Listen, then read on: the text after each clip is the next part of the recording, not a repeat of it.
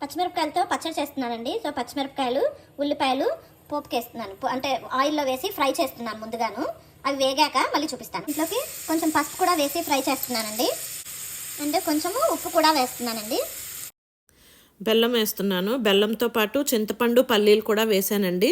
అవి వేసేటప్పుడు వీడియో తీయడం మర్చిపోయాను. నేను ఒక స్పూన్ అన్ని నువ్వులు కూడా వేసుకుంటున్నానండి. మంచి టేస్ట్ కోసం వేస్తున్నాను.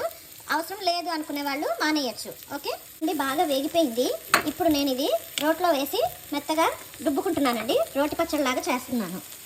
ఇదిగోండి, కొంచెము మెత్తగా అయ్యాక నేను కొత్తిమీర కూడా వేస్తున్నాను. వేసి దంచుతున్నాను అనమాట.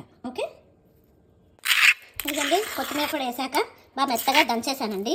ఇప్పుడు దీంట్లోకి నేను ముందుగానే రెడీ చేసి పెట్టుకున్న తర్వాత వేసేస్తున్నాను. వేసేసి బాగా కలిపేసుకొని ఒక సర్వింగ్ బౌల్కి తీసేస్తున్నాను.